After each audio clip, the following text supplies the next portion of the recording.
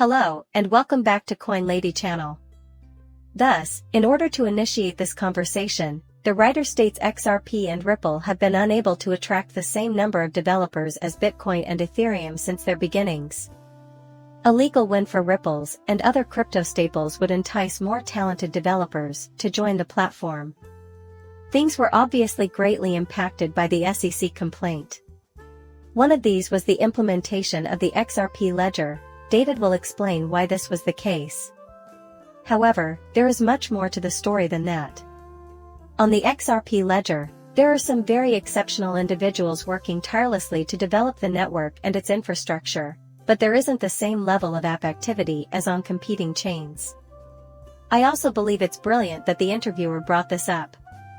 Now that the SEC lawsuit against Ripple Labs has been concluded, the first thing that naturally arises is: has the adoption rate from banks and other financial institutions been high?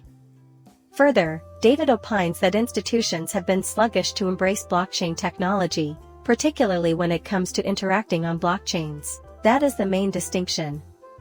What we're referring about here is not an institution adding a few Bitcoin holdings to their balance sheet. Rather, it's about migrating your organization's activities to the blockchain, namely your payments business. Without well-defined rules, this can become a major issue.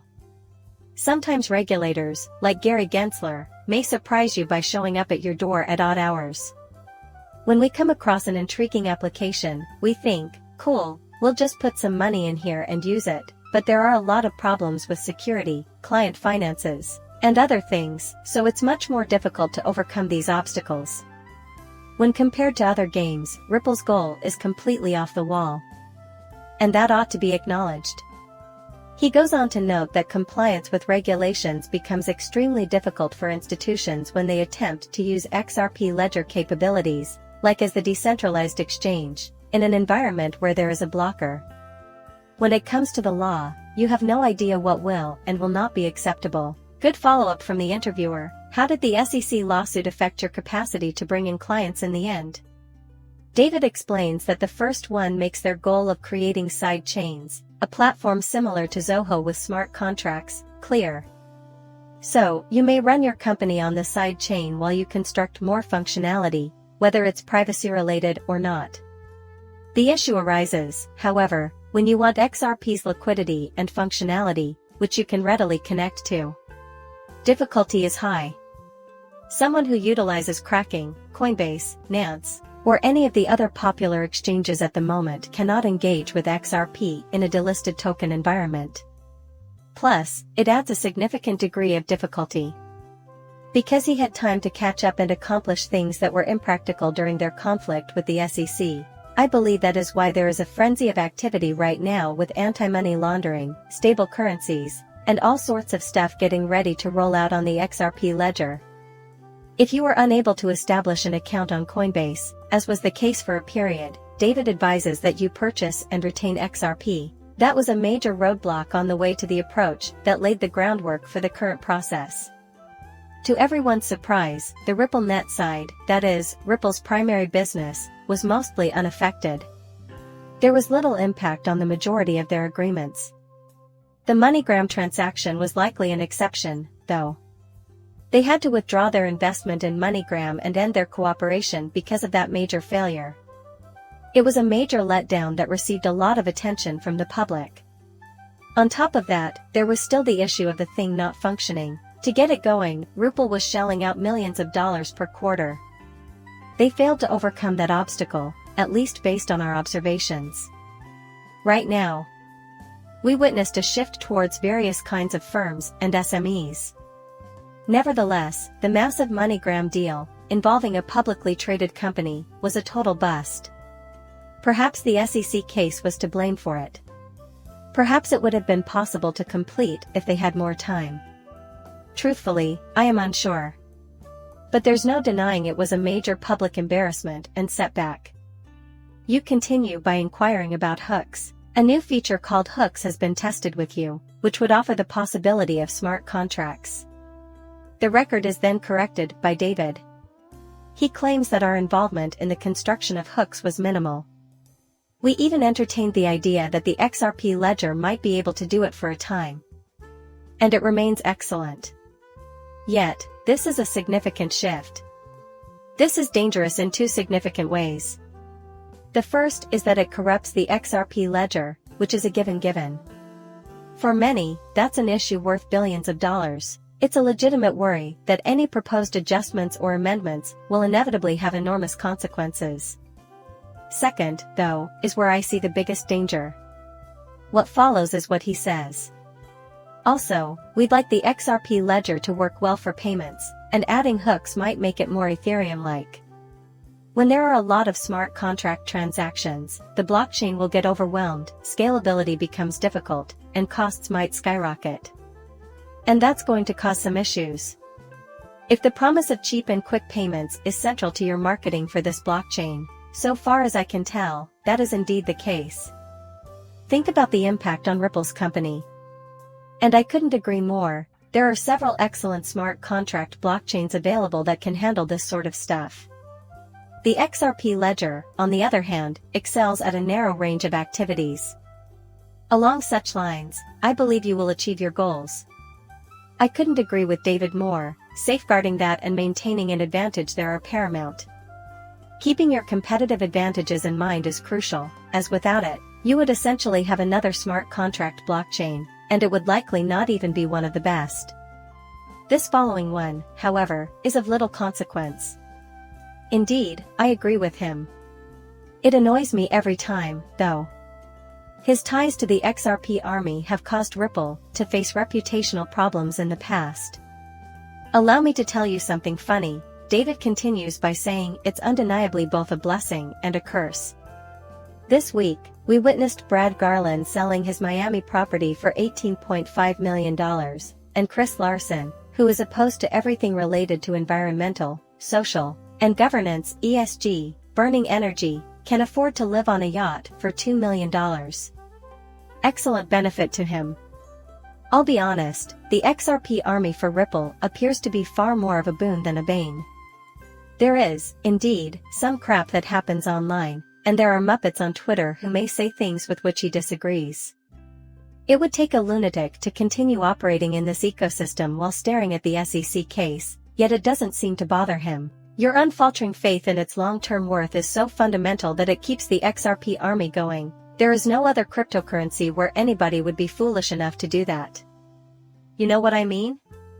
They use the money they get from cross-border transfers to purchase items like Miami houses, yachts, and Porsches. They sell XRP for that. It brings to mind a well-known saying, "Bro, don't side with the enemy." I am only stating that. Tell us whatever you wish. Feel free to target me or anybody else you choose while we're chatting as the XRP Army on Twitter. You should update the record to reflect the current situation while conversing with an outsider. Ripple stands to gain far more than just XRP from this venture. Defense Forces. I will inform you about that. The following question is acceptable. You might say this is the main course. Developers from Ethereum, Cosmos, and other platforms often communicate with us. Still, it resembles a Ripple. Was that part of the same type of developer discourse for a while, Elise? And see what's happening today, just pull up those blockchains. Nobody from outside XRP, including developers and third parties, is developing anything at the moment. Additionally, David raises some valid concerns. The XRP ledger already has decentralized exchanges and NFT platforms built into it, but on these other systems, he says, people prefer to construct them. Therefore, in his view, that's not the most stimulating setting for dApps. One may continue by saying that it is missing smart contracts and other feature sets. However, if you take a look at the positioning of XRP, I can tell you this. Since we've shown that dealing with top institutions is difficult and time-consuming, it's safe to assume that the vast majority of developers would rather not be connected with them. Launching a retail app that is fully prepared for success right now is your goal. Additionally, XRP has only ever been marketed as a payment method or coin. However, there is a lot of potential here, and you can make great things happen with XRP. It lacks the robustness of Ethereum, where one may construct anything they choose. However, you are capable of doing a great deal. However, in my opinion, the pictures of payments, coin payments, are unrelated. Not many people think of them as a use case. Right now, DeFi and gaming are currently the focus, but I believe they will play a significant role in the future. For the time being, it is not applicable to AI platforms, among other things, and only applies to payments. Additionally, I believe that discourages potential developers. The next Uniswap is being developed. You can use Maker, Aave, or whatever else you have on hand to construct anything with the help of money. So, is Satoshi's initial attempt to construct a peer-to-peer payment system still viable? To top it all off, David worked on an improved version of Is that a fantastic use case for blockchains? I believe so. That use case has a lot of untapped potential, in my opinion. But at the moment, it's simply not hot. We will likely return to it later. Then you'll see that payments begin to pour in. Further, as David points out, the XRP ledger was purpose-built to handle cross-currency payments and liquidity provisions, thus it seems to reason that it should take first place. Along with that, every aspect has been fine-tuned for that specific use. Unfortunately, nobody is currently attempting to develop payment solutions, even if the ledger is built for the notion of cheap and rapid payments. Also, I think that hurts it very bad, but I still fundamentally think that the original blockchain problem, payments, in a peer-to-peer system will be a monster, and I predict that the attention will return to that issue. Not just one, but the leader, XRP, will be at the head of the pack. The leader in that use scenario. That's new. You won't find anything like it. I love it. It's going to be easy to pay for, because of the specifics. When that industry starts heating up again. I hold that view. There is no evidence to support it. I don't think payments are going to be a problem, but if that's the case, then what can I look forward to moving ahead? My guess is that these additional feature sets will completely alter the game. But what would truly unlock things is, in my opinion, the addition of substantial stable currency to the XRP ledger. And there will be a plethora of activities to behold. I think the potential for fascinating things to be done grows dramatically with those two features added to the XRP ledger. Just because you see M doesn't mean it's going to magically appear or that a stable coin will be added. When combined, though, the number of possible uses is practically limitless, which is why I believe they will inspire a lot of construction. Post your comments below and tell me what you think. Again, I ask that you like and subscribe. See you later, bye.